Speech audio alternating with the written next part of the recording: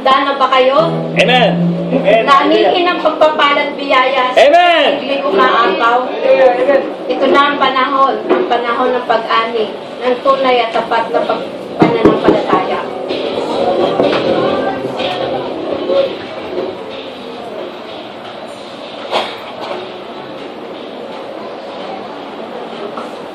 Napagtagumpayan ko na ang lahat ng bagay dito sa lupa. Kung ako'y taglay ninyo, ito'y mangyayari at magaganap sa inyo. Ang hinihintay ko na lamang sa inyo, inyong kabanalan.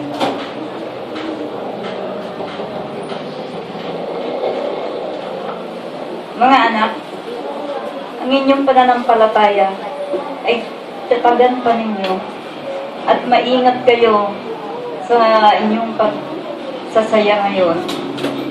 Huwag niyong kalilimutan ang aking salita lamang, ang inyong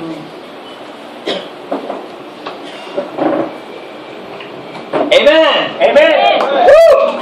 How great thou art. Woo! Ang tindi ng worship. Yan eh, nasa lupa pa lang tayo, ha? Paano doon sa langit? Eh sabi like a roaring, ano yun? Yung alo ng dagat. Napakatinding pagsamba. Ito yung nasa katawan tayo, kaya limitado eh. Para kahihimatayin tuloy eh. Alam niyo ba na ito na yung panahon ng pag-ani? Pag mayroong passion, di ba? Halimbawa, may uso. Ang mga tao, ang hilig sumabay sa uso, di ba? Pero may mga tao hindi sumasabay. Katulad ko, kahit may uso dyan, hindi ako sasabay sa uso kung hindi bagay sa akin. Yung buho ko nung aking binata, hanggang ngayon buho ko pa rin. Yung style na pananamit ko ng binata, hanggang ngayon yun pa rin. Si Fernando po, nung binata, hanggang sa namatay, ganun pa rin siya. Si Rudy Fernandez, yan dalawang lang yan ang gusto kong artista sa kolonyal ako pagdating sa artista Pero nakita nyo, may mga originality. I am what I am. Pero sa Diyos, pagdating sa Diyos, you have to catch the wind of the Spirit. Ito yung wind of Spirit, pagpapalain tayong lubos. Sa spiritual, kita mo, nararanasan. Sa physical, sa relationship, sa pera, everything, materials, babahan ng pagpapala sa atin. Pero kailangan mo magpakabanal-banal. Kailangan mo mag-commit talaga. Pagkat may plano ang Diyos sa atin ng kapayapaan at kasaganan, hindi kasamaan. Pero hahanapin mo siya diligently. Hanapin mo siya lubos at mananalangin ka, dibigin ng Diyos ang panalangin natin. Magsimula kayong manalangin ng may pananampalataya. Itinuro na sa atin yan eh. Pag ikaw mananalangin, huwag mo sabihin, Lord, sana o I want. Kasi pag sinabi mo, Lord, sana magkaroon po ako, sasabihin ng Diyos sa'yo, sana nga. Lord, sana bigyan mo, sasabihin ng Diyos, sana nga. Ang gawin mong panalangin, Panginoon, salamat po, pinagpala mo ko, binigay mo sa akin yun. Salamat po, Panginoon, pinabanal mo ko. Kasi ang panalangin natin, kailangan may pananampalataya. Lagi mo nang pasasalamatan. Panginoon, salamat po, pinatibay mo ko. Panginoon, salamat po, banal ako. Panginoon, salamat po, hindi na ako malelate sa pag-worship. Panginoon, salamat po, hindi na ako magnanakaw ng ikap po. Maraming salamat po. Ang dami-dami namin pera. Kanina, pag-gising namin ni Baby, sabi ni Baby, what a beautiful day. Hallelujah! Ang dami kong pera. Taka, nalalaglag. Sasaluhin ko. Kaya kailangan you have to act in faith. Magkaroon kayo ng thinking, mental picture na nagaganap na yun. Kasi pag mini-mental picture mo siya, ibig sabihin, naniniwala ka, nananampalataya ka. Pero yung kabanalan, yun ang message ng tatlong prophet. At yan din ang message sa atin ng Panginoon.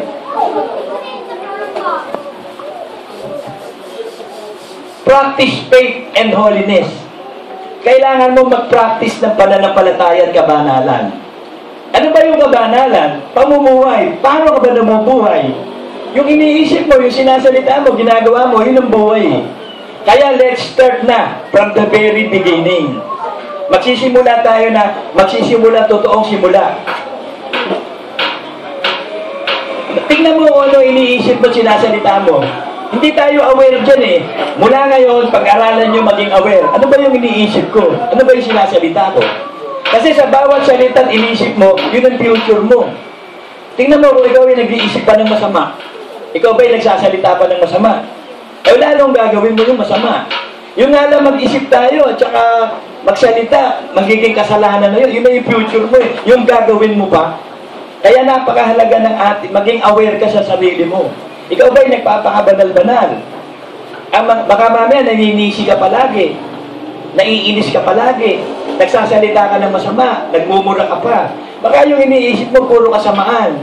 Sa Diyos, ang pag-iisip ng Diyos, sabi niya, my thoughts are not your thoughts. At ang kaisipan ko, iniisip ko kayo maging mapayapa, pagpapalain. So, ganun din ang maging kaisipan natin, kaisipan ng Diyos. Sabi ng Jeremiah 29:11-13. Sapagkat nalalaman ko ang mga pag-iisip na aking iniisip sa inyo, sabi ng Panginoon, mga pag-iisip tungkol sa kapayapaan.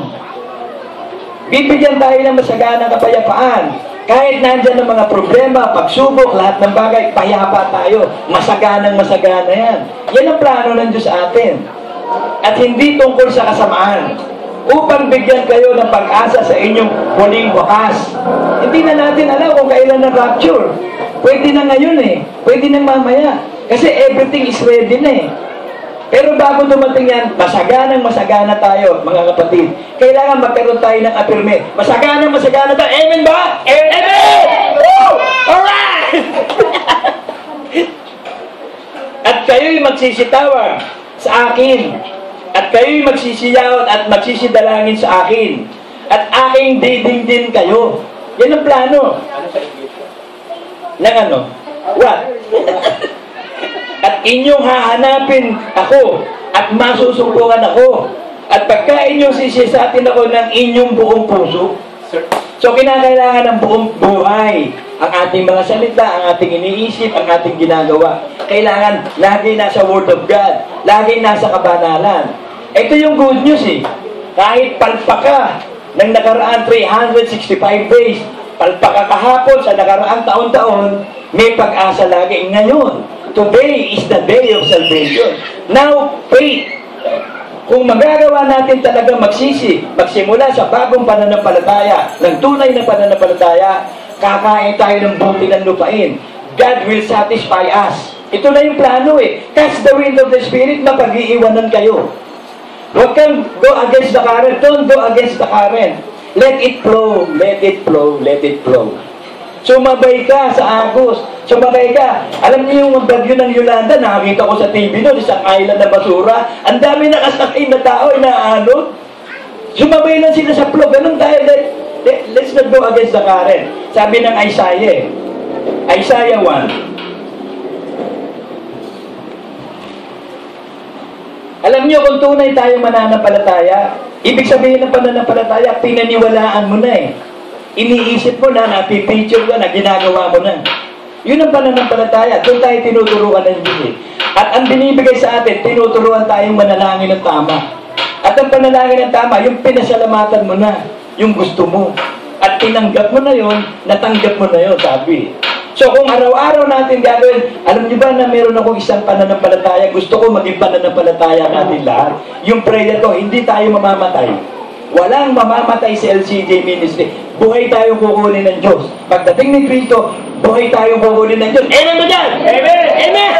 Yun ang patindi, yung affirmation. Alam nyo, ang lakas nun. Yung affirmation na yun, ng Amen.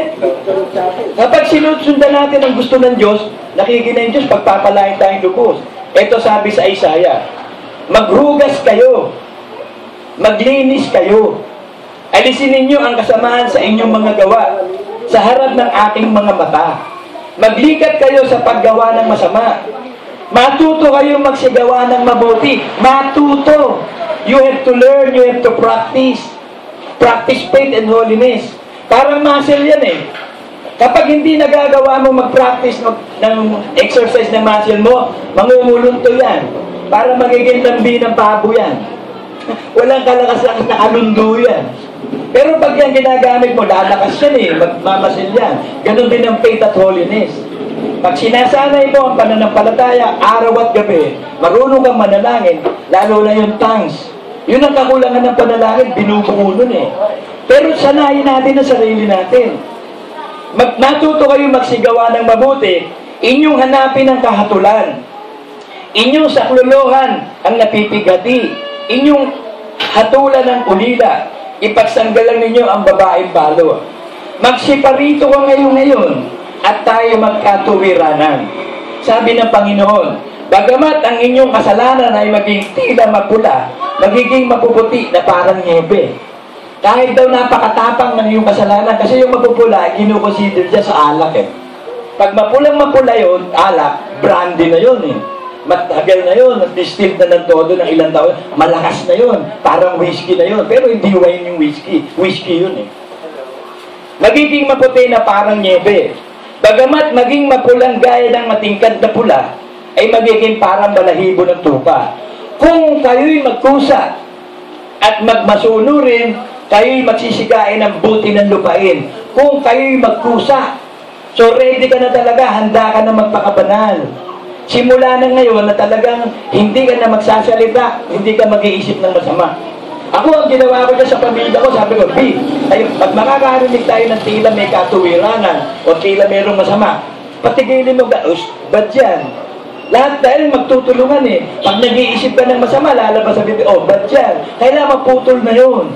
Kasi hindi pwede lumabas sa dila natin ang masama at mabuti. Hindi pwede yun. Kasi ang dila, napakahirap subitohin yan. Ang nakakasuweto talaga dyan, yung malakas at self-control. Sabi sa James 1,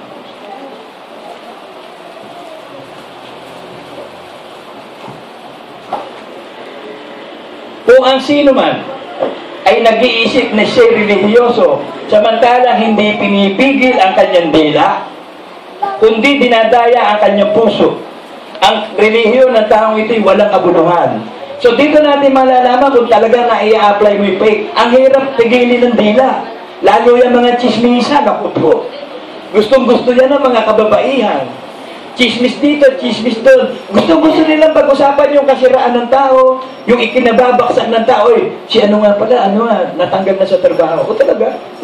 Si ganun pala, namatay na. Ay, swerte naman. Ganun eh. Lang ang pag-iisip ng masasama, pagsasalitang masama. Kailangan makontrol mo na yun. Sabi, useless yung religion mo. Kasi may religion tayo, the religion of God. And the religion of God, mananatili tayong banal at tutulong tayo sa nangangailangan. Yun ang religion eh. May religion. Eh, nasa Bible may religion. So may religion. The religion of Christ. Pagpapakabanal at pagsupport at pagtulong. Itong December 30, gawin yung the best ang offering nyo ay December 28 sa atin. Kasi sabi ng Diyos, if you give the best, I will give you the best. Sabi ko nga, madalas ko sabihin ito, ang Diyos nagbigay ng pagpapala, parang dagat. Paano ka mananampalataya para makuha mo pagpapala? Pupunta ka sa dagat eh, may dala ka bang baso? Dala kang drum? May dala ka bang balde, timba? Yung ba dala mo? Sabi ko nga, madalas ko sabihin, kung ako lalapit sa dagat, ang dala ko tubo. Tubo, ikakabit ko, pinakamalaking tubo. Para lahat ng nasa dagat, bubuksan ko lang sa bahay ko, pasok na pagpapala. Yun ang faith na kailangan natin, matibay na pananampalataya. At ang matibay na pananampalataya, ginagawa mo yung sinasabi. Magpe-pray ka lagi. Ano man ang gusto mo? Sa buhay mo.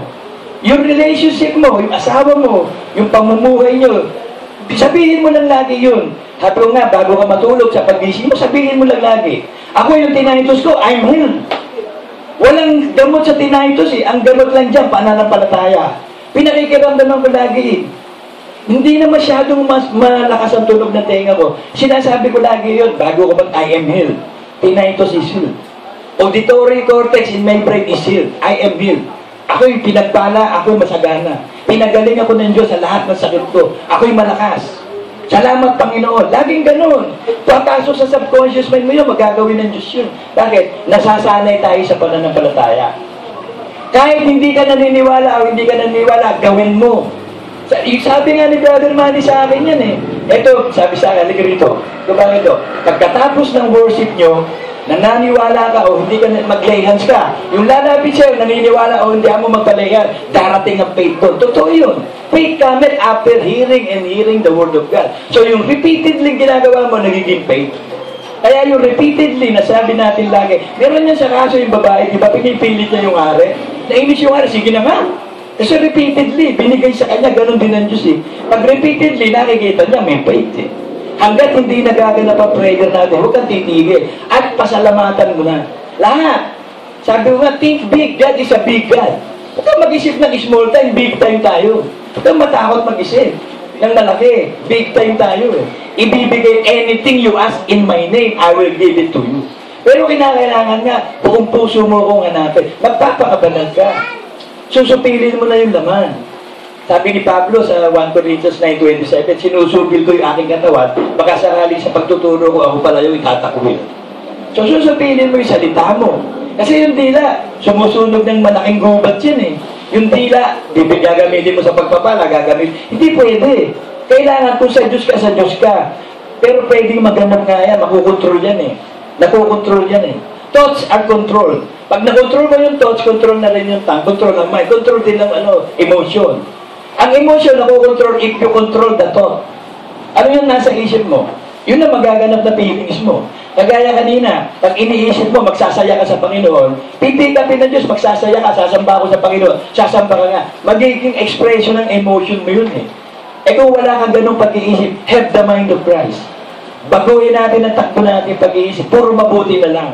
Lahat ng sasabihin mo, lahat ng isipin mo, puro mabuti. Pag masama, tapon. Yan ang kaaway. Yan yung promise land eh. Kahit nasakop na natin, na born again na tayo, meron pa rin kalabang mga gulayan. May mga Philistines pa rin kalaban. Nandyan pa rin yan eh, kasi everyday is a fighting day. You have to fight a good fight of faith. Hindi ko kung Kristiyano ka, nasa iyo dyan, authenticity ang brain. Ang dila natin, walang control. So ikaw ang co-control na, you have the self-control. Yun ang bunga ng Espiritu Santo, self-control. Magpapakabanal-banal na tayo. Para mabanal ka, be aware of what you think and what you do, and what you say. Be aware. Para ka lang pulis eh. Tinan mo ang Diyos, parang pulis. Nanonood lang sa atin, di ba? Tinitignan niya lang. Tinutunghayan niya. Kasi ang Diyos ay, ang mata ng Diyos is everywhere eh. Pero ang Ama, nakaupo doon sa trono, si Kristo nandun. Sinasabi nila, God is everywhere. Mali. The eyes of God is everywhere. Ang Diyos nandun eh, nakaupo sa trono kasama si Kristo. Sinasabi nila, God is, hindi. The eyes of God is everywhere. Parang araw yan eh. Ang araw ba everywhere? Hindi, yung liwanag doon, everywhere. Nandun siya, nakatigil siya eh. Pero everywhere siya, kahit saan bansa, masisinagan niya. Pag umikot yung earth. So, ganun ang Diyos eh. So, nakikita ng Diyos sa puso natin, alam ng Diyos yung nagpapakabanal. So, pag nakita na ng Diyos yung faith natin lahat, na talagang kumikilos na, matindi. Sabi ko nga, sabi ni Kristo, merong ginawa tayo na gagawin greater na ginawa niya. Ano kaya yun? Hindi kaya yun hindi tayo mamamatay? Kasi ang Panginoong Jesus namatay, at dapat talaga, pero ano kaya yung greater doon? Hindi kaya tayo mamamatay? Pwede. If we believe na hindi tayo mamamatay, sabi, meron nakatayo sa ibabaw ng batong ito na hindi mamamatay hanggang sa pagdating ko. Pwedeng tayo yun eh. So if we have that faith, nandun yung faith na hindi tayo mamamatay, buhay tayong kukunin ng Diyos, mangyayari yun. If we have that faith, kailangan pakilisin mo yung pananampalataya mo eh. At ang pananampalataya, paniniwala sa bagay na hindi nakikita, kapanatagan ng bagay na darating. You believe. Kaya nga, pag pinaniwalaan mo isang bagay at pinasalamatan mo, nangyari na yun. Alam niyo yung mga lagnat-lagnat lang, sakit ng ulo? Kaya-kaya yan. Sabihin mo lang, wala akong sakit ng ulo, wala akong lagnat. Tanggal yan eh. If you have that faith, kaya nga tinuturuan tayo ng pananampalataya. Mabubuhay tayo sa pananampalataya sa kabanalan. Every minute of our life, practice holiness by our thoughts and by our words. We must be holy and clean. Romans 10:17.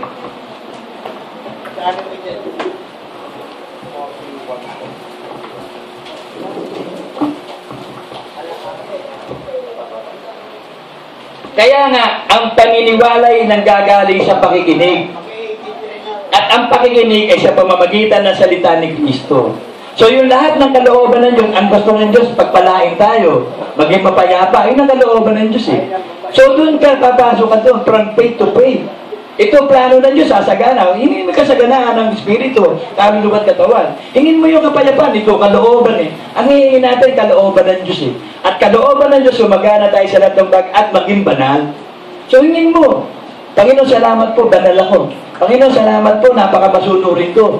Panginoon, salamat po, at ako po, hindi po ako tamad. Panginoon, salamat po, at ako pinagpala. Sabihin mo sa sarili mo, sabihin mo yan araw at gabi. Pasalamatan mo na, mapapansin mo ba? Ang galing ko nga, bumabait ako ah. So magiging masunurin nga ako. Dati para akong tangi. Ngayon hindi na, matalino na ako. Makikita mo yan eh, magkakaroon ng pagbabago buhay mo. Kasi magaganap yan eh, hindi pwedeng hindi. There is power in the word. If you confess by your mouth and believe in your heart, you are saved, you are saved. Kaya napakahalaga ng confession. Nung araw sinasabi ko, confession na eh. Pag yun pala, napakatindi pala ng salita. For in the beginning was the Word, and the Word was with God. And the Word was God. Let there be light. Napakatindi na salita. Kaya ang bawat sinalita natin, ipagsusulit natin eh. Bawat sinabi natin na walang kabuluhan, ipagsusulit mo. Kung ano sinasabi mo ngayon at iniisip mo, ang future mo eh. Alam niyo ba na nag-i-imagine ako? Kasi alam niyo yung kapal nung pader sa New Jerusalem? Almost 216 feet yun, o 300 feet, 20 pa, 12, yun? 12, ang ini-imagine ko, pumupunta ako doon sa New Jerusalem. Tapos, hinihipo ko yung mga pader. May mga pangalan doon, 12 tribes ng Israel, sa mga Perth, at saka 12 pangalan ng apostol. Habang ini-imagine ko yung 25 feet, ang isang kapal ng 300 feet yung pader pa lang 1,500 miles yung taas, yung haba nun. Pag ikinumbert mo yun sa feet, 5,280 feet yun, 7,920,000 ang layo nun. Ganon. So, ini-imagine ko, may tatlong bawas, north, south, east, and west, may tatlong pintuan bawat, merong verse. Imbis na mag-isip ka ng problema, mag-imagine ka, nasa langit ka. Sabi, isipin niyo yung mga bagay na nasa langit. Yung New Jerusalem, na nandun ka na, ligtas ka na. Yun ang ini-imagine ko. Pag matutulog ako, hanggang sa makatulog ako, hinihigo ko yung mga pader doon. Hinahanap ko yung pangalan kung saan nakalagay. Yung pangalan ng mga apostol, pangalan ng mga 12 tribes of Israel. Kasi gano'n halimbawa, meron kang gusto mangyari sa buhay mo. Gusto mo magkaroon halimbawa ng bahay at lupa. Hindi naman masama yun Pagpapala yun Kailangan natin ng bahay at lupa. So imagine mo, hingin mo, Panginoon, may bahay at lupa na po kami, salamat. Panginoon, may bahay at lupa. Araw-araw yung ganda dumarating. Imagine mo na meron ka ng lupa at bahay. Pumunta ka na doon sa ganung sitwasyon. Lord, salamat, ang ganda nito, laki ng lupa. May mga halaman pa. May ahas. Bigla na bad trip. So, ibig sabihin, imagine mo na yung faith mo. Gawin mo na. Gawin mo ng realidad. Kasi ninanais ng Diyos talaga, mabuhay tayo sa pananampalataya. Luke 17:5.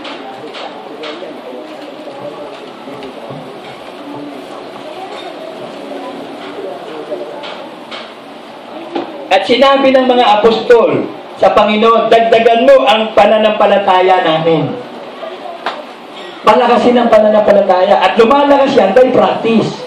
Kung lalaki, ibig sabihin, may pinagmulan, lumalaki. Kung lalaki ang pananampalataya natin, kasi laki ng buto ng mustasa, ibig sabihin, nakikita yung faith. So practice it na maging buto. We can do more greater works than what Jesus have done. Magagawa natin ang matitinding pananampalataya na gagawaan ko sa buhay natin by faith. Anything you ask in my name, I will give it to you. Kaya nga, madalas ko sabihin sa inyo, yung word I am, yun yung sabi ni Moses Panginoon, ano sasabihin ko sa Israel, sa Egypto, kay Parao, kung ano pangalan mo? Sabihin mo sa kanya, ako nga I am, that I am. Kaya if we pray in the name of God, anything you ask in my name, I will give it to you. Kaya pag sinabi mo I am, that is the name of God Ano gusto mo? Blessed? I am blessed. I am very, very blessed. I am healed. I am very, very supported by God. I have the power. I can heal the sick. Kung ano yung will of God, kasi preach the gospel and heal the sick, yan ang kailangan gawin natin So magaganap yan, araw-araw mo sabihin. Practicein mo. Papracticein yan Kailan sabihin mo, isipin mo ang pananampalataya. At tayo lahat, lalago tayo at masagana ang iglesia ito. In everything. In everything, give thanks. Yan yung gratitude, yan ang gustong-gusto ng Diyos. Yung lagi ka nagpapasalamat sa lahat ng ginagawa mo. Palpak ka man o hindi ka palpak, masama nangyari sa'yo, mabuti, walang mali doon. It is part of all grown up. Part lang yun Alam niyo ba yung sakit? Tinuturuan tayo doon. It is a lesson to learn. Yung mga sakit kasi galing sa kasalanan yun. Alam niyo ba, halos lahat ng sakit natin galing sa atin? Yung mga masamang salita mo, masamang kaisipan mo, ang resulta nun, halimbawa, lagi kang galit, hindi high blood. Lagi kang naiinis, hindi sakit ng ulo. Lagi kang nambebe o naninisi, hindi arthritis. Ganun yun Yun Pero purbahan mo ng huwag, mawawala lahat ng sakit natin. Kasi ang lahat ng sakit nanggagaling sa kasalanan. For the wages of sin is death. Hanggang sa mamatay ka. Pero kung aalisin na natin ng masamang salita, masamang pag-iisip, masamang gawa, magsisimula na tayo mag-develop, makapag-iipon na tayo ng pera doon sa langit. Sabi, mag-iipon kayo ng bagay sa langit. Ano yun? Ipunin mo yung mabubuting gawa. Kasi pag hindi ka na nagsasalita, nag-iisip na naiipon dun yung lahat ng prayer mo, gagawin na naman yun. Bakit? Affirmative lahat yun eh. Lahat yung kalooban ng Diyos yun eh. Ang hinihingi mo, wala nang evil sa iyo eh. Kaya madalas ko sabihin, only God lies before me. Only good lies before me. Hindi na akong iniintindi ko ano mangyari sa akin. Good nga ang mangyayari. Only good lies before me. Di kahit ano mangyari, good yun eh. Kasi kailangan yun ang faith natin. Yan ang madalas ko sabihin, Lord, only good lies within me. Only good lies before me. Mabuti lang lahat ng bagay magaganap sa akin. So, ibig sabihin, kahit ano mangyari, mabuti. Dahil yun ang faith mo, yun ang gagawin. So, ano pa ikakatakot mo sa buhay? Mabuti nga ang mangyayari. Kahit masama, mabuti. O ano ang mangyayari, di ba? If God is with you, who can be against you? Di ba? Na-experience na natin sa buhay. Kaya lang, ang ginagawa ng Diyos ngayon, ito yung time ng there is time for everything. May panahon ng pagbuhaldas, panahon ng pag-iipon, panahon ng pagtatanim, panahon ng pag-ani. Nandun na tayo ngayon sa panahon ng pag-ani. Baka maiwan ka. Catch the wind of the Spirit, sumabay ka na, magpakabanal-banal ka na ngayon, mag-commit ka na. Ang mga magnanakaw, huwag na magnakaw, kundi igawa ang kanilang mga kamay. Sinasabi ng Diyos yun eh. Gawin na natin ang kabanalan. Kasi magagawa mo na mayroong kapangyarihan magpakabanal-banal. Sabi sa Revelation 22:11,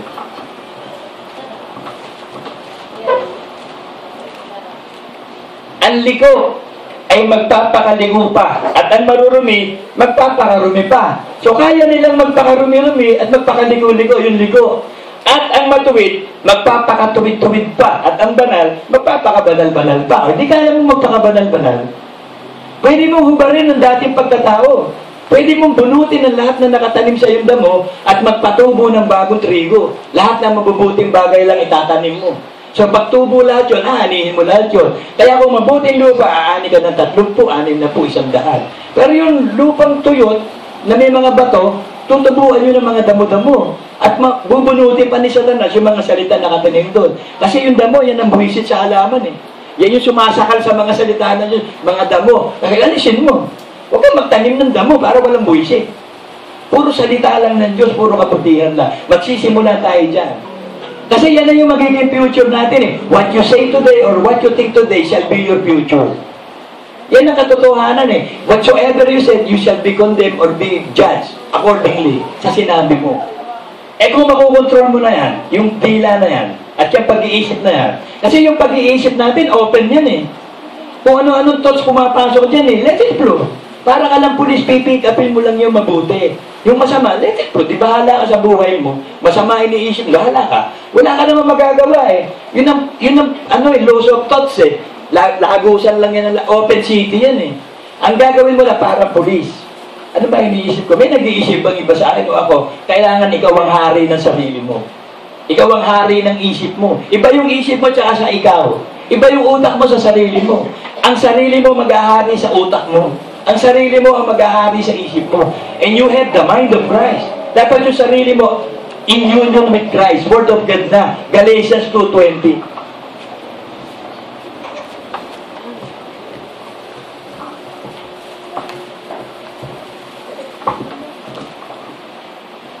Ako'y napako sa krus. Nakasama ni Kristo. Yung dating pagkatao natin, napako sa krus, kasama ni Kristo. At hindi na ako ang nabubuhay, kundi si Kristo na ang nabubuhay sa akin. So meron kang bagong buhay, ang buhay na bago yun, si Kristo nabubuhay sa iyo. At ang buhay na ikinabubuhay ko ngayon. Ngayon. So magsisimula tayo ngayon. Huwag kahapon, tapos na yun eh, o yung sa future. Susunod na yun. Sa laman ay kinabubuhay ko sa pananampalataya. Ang pananampalataya na ito'y sa anak ng Diyos na sa akin ay umibig at ibinigay ang kanyang sarili dahil sa akin.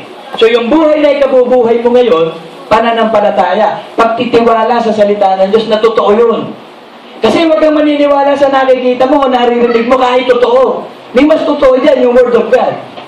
Halimbawa, may nagaganap sa'yo, talaga namang ang pangit ng nagaganap, huwag mong paniwalaan. Let it go, let it flow, let it flow. Parang bagyo lang yan eh. Di hamang bumagyo. Hamang bumagyo, matatapos naman yan, ikaw. Hindi ka maapektuhan. Punta ka doon sa refuge sa Word of God. Magpa-cover ka sa Diyos. O, di tadaan ng bagyo, tapos na. O, di lalabas ka ngayon, malakas ka. Matibay ka. Bakit? Hindi ka nagalaw ng bagyo eh. So, ikinakailangan a change of mind. Magkaroon ng pagbabago ng isip para malaman mo what is the will of God. Ihahain mo na yung katawan mong buhay bilang handog na buhay. Romans 12.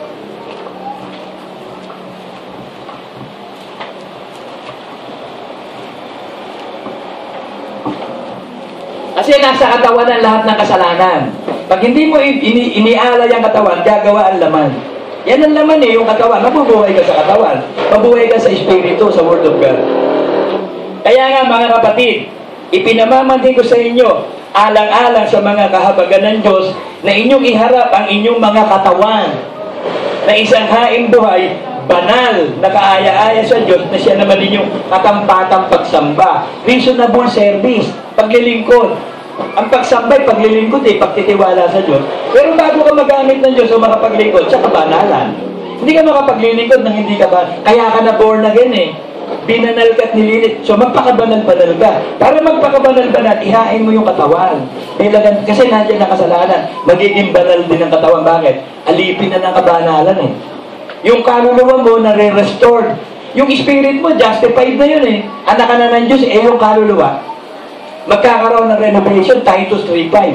Paghuhugas sa muling kapanganakan, progressively, unti-unting pagbabagong buhay. So, unti-unti yun, pagtatanim yun. Alisin yung lahat ng damo, taniman ng bagong buhay. Hanggang sa pagdating ni Kristo, yung kulang, pupunuan niya. Sabi sa 1 John 1:8, kung ipapahayag mo ang kasalanan mo, tapat ako, patatawa, at lilinisin kita sa lahat ng iyong kasalanan. So, yung kulang na hindi natin nagawa, ang Diyos ang gagawa. Yung hindi natin nabunot, ang Diyos ang bubunot. Siya yung 10 eh. Lagi lang tayo sa 9. Pero kailangan abutin na natin yung 9. Sabi sa James 1:21.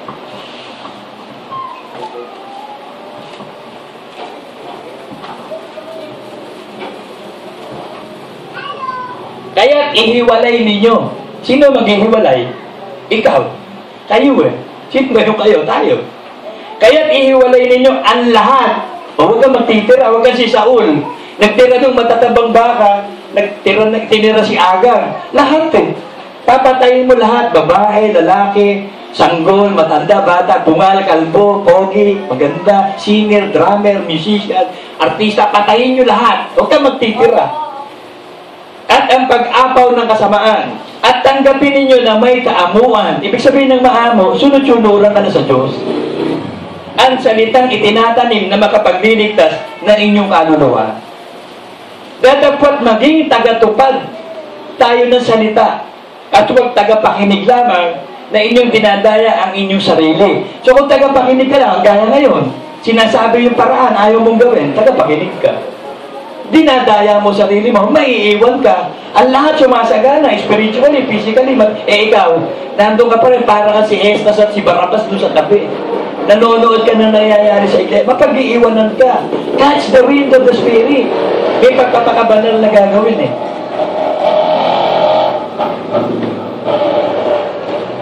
Sabi ng 1 Timothy 4:7-8.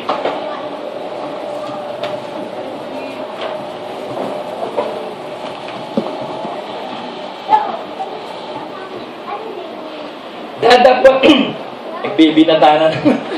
Dadapot, itakwil mo. Sino magtatakwil? Ikaw.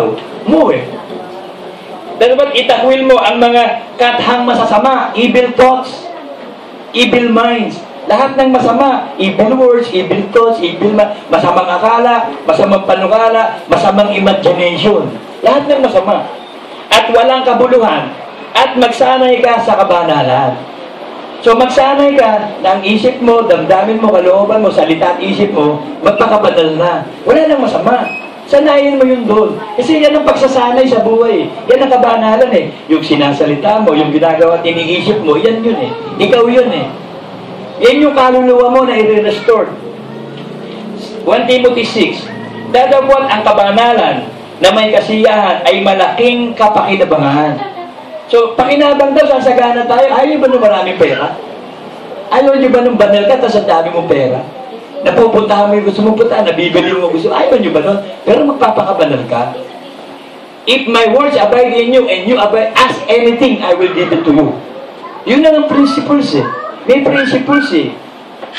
You You are on the road, must have a code just to live by. O, narinig niyo ba yung kanta na yan? Teach your children. You are on the road. You must have a code that you can live by. So, nandun tayo sa daan, meron tayong code. Ang code natin, salita ng Diyos. Yun ang magiging buhay natin.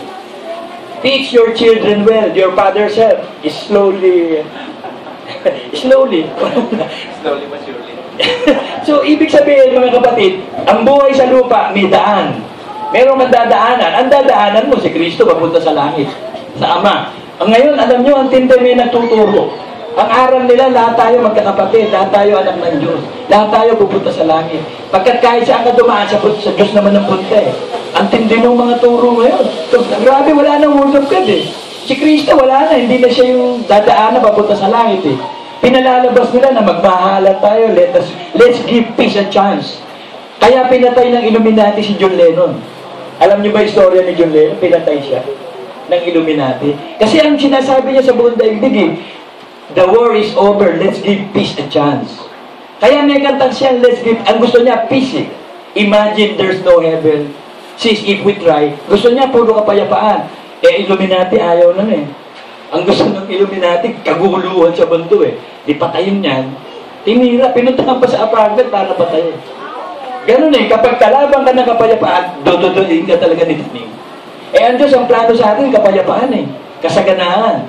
Pero kinakailangan, gampanan mo yung tungkoli ng pagiging Kristiyano. Magpakabanal-banal. Practice holiness. 2 Corinthians 7:1.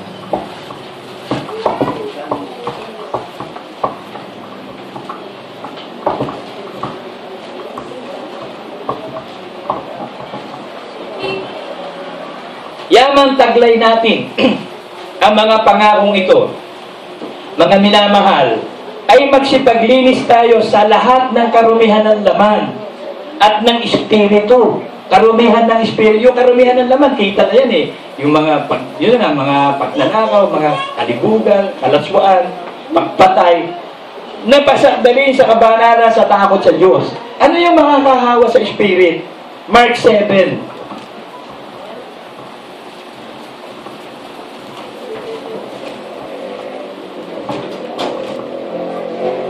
Mark 7:18 to 23. At sinabi niya sa kanila, kayo ba naman ay wala rin pag-iisip? Hindi ba ganyo nalalaman na anumang nasa labas na pumapasok sa tao ay hindi nakakahawa sa kanya? Kaya nilinis ang pagkain eh. Pwede ka nang kumain ng baboy. Pwede ka nang kumain ng mga metaba. Pero dahan-dahan lang. Ang gawin mo, ipag-pray mo yun sa Panginoon. Para mabanal at malinis yung mga maraming sa mga kolesterol. Pero wag lagi. Huwag mo, do not test the Lord your God, ano?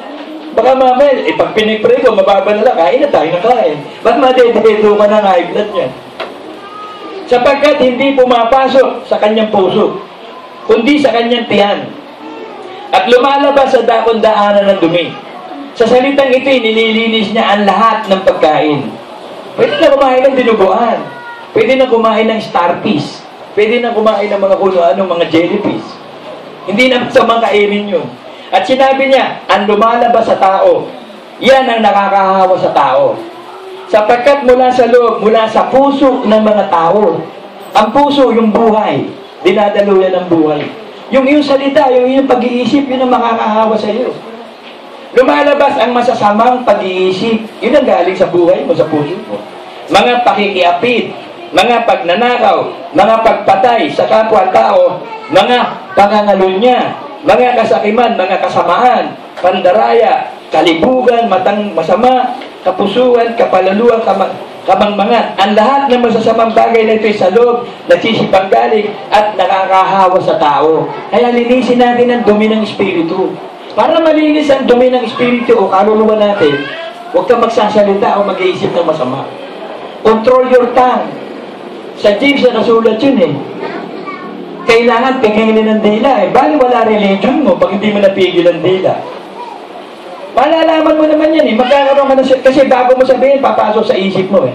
Pag nakontrol mo yung thought, makukontrol mo yung dila, pati damdamin kontrolado. Pero pag hindi mo kinontrol yung thought, hindi mo makukontrol yung dila, pati damdamin. Dire-diretso lalabas. Nasabihin mo na, ba't ko ba nasabi? Hindi nyo napapansin minsan, kung open yan, nagpe-pray kami, nagmumura sa loob ng isip mo. Capital PI pa. Nagpe-pray ako ba may nagmumura eh. Ibig sabihin, hindi ikaw yun eh. Merong masamang espiritu nagmumura sa isip mo. Kaya huwag kang papayag na siya mag-hari. You must be in control. Meron kang self-control eh. We are kings. Mga hari tayo eh. Kailangan haring koplas ka, haring espada, haring bastos, haring oro. Kailangan hari ka ba? Hindi pwede rito yung sunod-sunuran ka sa sinasabi ng isip mo o sunod-sunuran ka sa isip ng demonyo. Pigilan mo. Hindi, lalabanan mo. Kailangan we have to fight a good fight of faith. Ang kalaban natin, masasamang espiritu. Hindi naman mga tao eh. Yan ang adventure of life. Alam niyo ba, that's the biggest adventure and thrill of life, yung labanan sa loob. Nandiyan ang thrill. Nandiyan ang tunay na labanan sa loob mo. Hindi sa labas, sa loob mo. Naangkin mo na ba isip mo? Nakontrol mo ba dila mo? Yung damdamin mo, kontrolado. Hindi. O hindi start na magsanay. Hindi pala eh. Hindi magsanay. Sanayin natin ang sarili natin. Control yourself. Control your mind. Control your tongue. Control everything in you. Control. God is in control eh. Tutulungan tayo na yun. Pero you have to control. Meron ka pangyarihan, sabi sa Romans.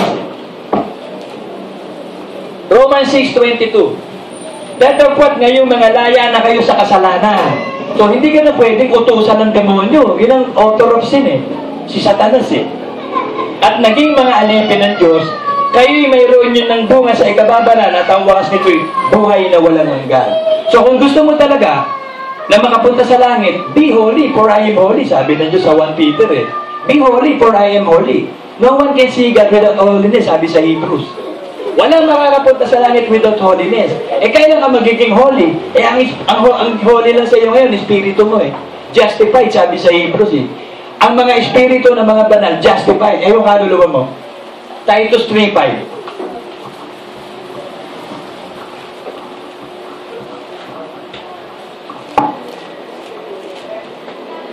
Kailangan dumaan tayo dito sa Titus 3:5.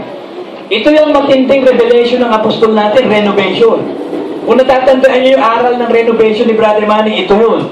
Wala akong naririnig na nagtuturo nun ng renovation. Pag tinanggap mo si Kristo bilang Diyos sa tagapagligtas, ligtas ka na, espiritu mo lang yun, ay yung kaluluwa mo, ay yung katawan mo pa. Papalitan yung katawan eh. Paano mapapalitan niya kung hindi mapapalitan yung kaluluwa? Dadaan ka sa kaluluwa. 1, 2, 3 yun eh. 1, 2, 3. Alam nga naman, 1, punta ka sa 3. Hindi pwede yun. Dadaan ka sa 2, sa kaluluwa. Parang first heaven, second heaven, third heaven. Bagamat walang sinabing kung ano-ano sa second heaven, may second heaven. Eh, may third eh. Sana kung walang third, eh di walang second. So, yun ang principles eh. Dadaan tayo sa born again ka. Na born again ka na, anak ka ng Diyos, so justified spirit. Yung katawan mo, masama yan eh. Nandiyan lahat ng kasalanan. Papalitan yan eh. Yung kaluluwa mo, kailangan ma-renovate. Doon papasok yung decision making, mamimili ka. Ako ba'y magpapakabala o hindi? Okay na itong ganito, espiritu ko na lamaligtas. Kaluluwa ko, bahala na. Hindi pwede. Magkasama yung espiritu at kaluluwa. Na hindi dahil sa mga gawa, sa katuwiran, na ginawa nating sarili. Kundi ayon sa kanyang kaawaan ay kanyang iniligtas tayo. So, ligtas na yung espiritu mo. Sa pamamagitan ng paghuhugas sa muling kapanganakan at sa pagbabago sa Espiritu Santo. So, may babaguhin yung kaluluwa. E tayag ka na bang baguhin yung kaluluwa o okay na sa iyo yan? Pinapipili ka eh. Sa araw na ito, mamili ka. Kamatayan ba? Buhay. Pagpapala, sumpa. Piliin mo yung buhay para pagpalain ka at ang yung binhi. May pagpipiling gagawin eh. Sabi sa Deuteronomy.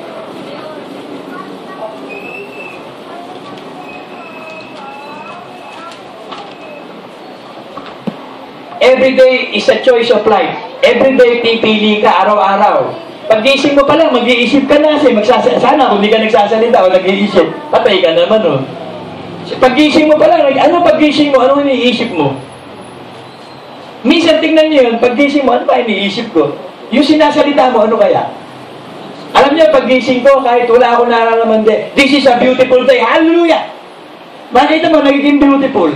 Pero pag sinabi mo, nakakainis naman ng buhay. Nakakainis nga yun. Kasi pag kung ano sabihin mo, yung honor ng Diyos yun eh. Nakakainis ang buhay. Sabihin ng Diyos, nakakainis nga. Sasabihin mo, buwisit na buhay ito, buwisit nga. Eh sinabi mo, ako'y pinagpala. Pinagpala ka nga. Kasi kung ano yung sinabi mo, ino-honor ng Diyos yun eh. Hindi, ikaw ang hari eh. Gawin mo yung gusto mo. At ang gustuhin mo, yung gusto ng Diyos. Huwag kang papayag na may magdikta sa iyong tao sa gagawin mo. Ano pakialam mo sa kanila? Sino ba sila? No si Balasi. No si Balasi ang mga yan. Kayo papayag na diktahan kayo na kahit sino. Ikaw ang hari ng mga hari mo. Ang gagawin mo, sundin mo si Kristo. Siya ang Diyos mo. Siya ang ulo mo eh. Hindi yung mga tayo. And don't please them. We cannot please everybody. Para ma-please mo sila, magsisinungaling ka, magkukunwari ka. Be yourself. Be yourself. Act as yourself. Ano ba trip mo, pare? Sige, walang basagan ng trip. Ano kung sunada mo damit? Idamit mo. Huwag lang yung labas yung boobs mo. Baka mamaya nakalabas yung cleavage mo, marami magpipiesta dyan. Imbis na hindi mag-iisip ng masama, mag-iisip bakit? Eh, nilabas mo yung cleavage mo eh. Huwag mo ilabas yung hinita mo, lalo't maputit makinis. Eh, iba na maiisip ng kahit sino dyan. Meron last of the eyes eh. Halimbawa, pag nanakaw, yung isa, wala namang inilalabas na pera. Paano, ako hindi ako magnanakaw. Naglabas ka ng ganito kakapal na pera. Papasok sa isip ko, manakaw nga yun. Bakit? Nakita mo eh. Magkakaroon ka ng last na kunin yun eh. Meron kasakiman ng tao. Yung iba, halimbawa, hindi naman manre-rape. Magnanakaw lang. Nakita, maganda yung babae. Makinis yung balat. Iisipin, re-rapein niya. Kaya swerte yung pangit. Hindi pare. Pag maganda, delikado. So, nasa isip yan eh. Nasa salita't gawa yan eh. Kaya, yung iisipin mo at yung gagawin mo, didesisyonan mo yan, pipiliin mo yan eh. Sabi sa Deuteronomy 30:19, aking tinatawag ang langit at ang lupa na pinakasaksi laban sa iyo sa araw na ito. So, buhay lahat yan eh. Pwede ba saksi yung hindi buhay yan eh. Tignan niyo yung galaxy, nag-iikutan, nag-expand, umiikot yung Milky Way, lahat ng buhay eh. Buhay lahat yan. May frequency lahat yan. Langit at lupa, may frequency yan. May energy, buhay lahat yan. So, saksi yan. Gagawin ba ng Diyos na saksi yan na hindi buhay? Kaya nga saksi yan eh, buhay yan eh. Na aking ilagay sa harap mo ang buhay at ang kamatayan sa araw na ito. Kaya sabi ko sa inyo, swerte tayo eh. O mapalad, huwag yung word na swerte. Pag swerte, may malas eh. Yung mapalad, iba yun eh. Mapalad ka na, wala nang negative doon, mapalad eh. Yung sinabi mo, swerte ka, may negative pa yun eh. Parang sinabi mo na, you are my number one. Di pwedeng may number two, dapat my only one. God is my only God. Pag number one ang Diyos sa'yo, di may number two. Halimbawa, sabi mo sa asawa mo, number one ka. O di pwede number two tsaka number two. Dapat my only love. Kaya nga madalas kong pray, only good lies before me. Only good lang. Kung may masama, mawawala yan. So tatakbo tayo dyan eh. That is your faith eh. Kaya pag may masama, only good nga lang eh. Sasabihin ng isip mo, good lang eh. Huwag yung masama, takbo yan. Magsasanay ka, magpa-practice ka. Yun ang buhay eh. Pag hindi natin ito sinimulan, kailan mo sisimulan? Kung hindi tayo kikilos, kailan tayo kikilos? Makiba ka! Amen!